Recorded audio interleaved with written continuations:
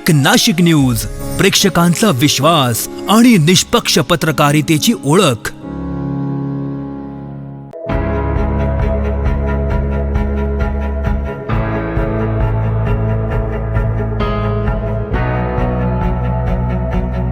सिन्नर इथं 73व्या राज्यस्तरीय महिला व पुरुष निवड चाचणी शिवचषक कबड्डी स्पर्धेचा उद्घाटन सोहळा उत्साहात पार पडला।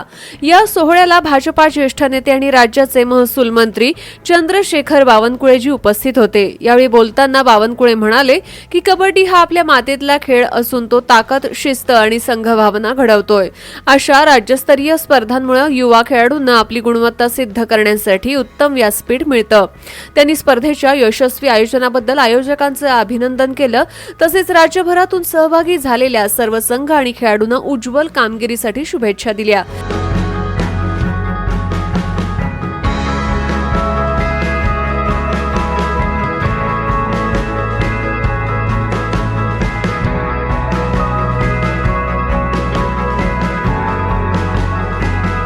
या प्रसंगी नाशिक जिल्हा कबड्डी असोसिएशनचे सचिव उदय सांगळे, माजी आमदार जयंत जाधव, भाजपचे जिल्हाध्यक्ष सुनील बच्छाव, हेमंत वाजे, भारत कोकाटे, सुनील केदार, गिरीश पालवे, बंडू भाबड, अजित चव्हाण, शशिकांत मंगरुळे, राजेंद्र देशमुख, ज्ञानेश्वर कुऱ्हाडे, सुनील माळी, सविता कोठुरकर, ॲडव्होकेट संजय सोनावणे, रंजन ठाकरे, राहुल दिवे, अनिल सरवार, शीतलताई सांगळे, आशाताई करपे यांच्यासह अन्य मान्यवर पदाधिकारी, खेळाडू आणि प्रेक्षक मोठ्या संख्येने उपस्थित होते।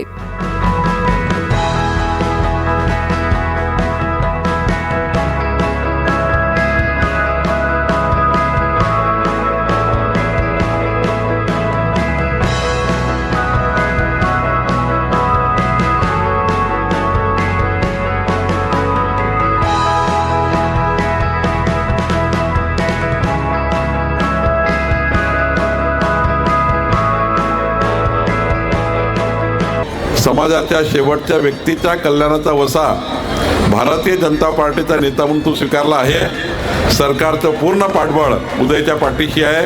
मी निश्चितपणे उदयला पूर्ण मदत करून या राज्याच्या पुढच्या विकासाच्या जडणघडणीमध्ये उदयचं चांगलं नेतृत्व आपण तयार करू।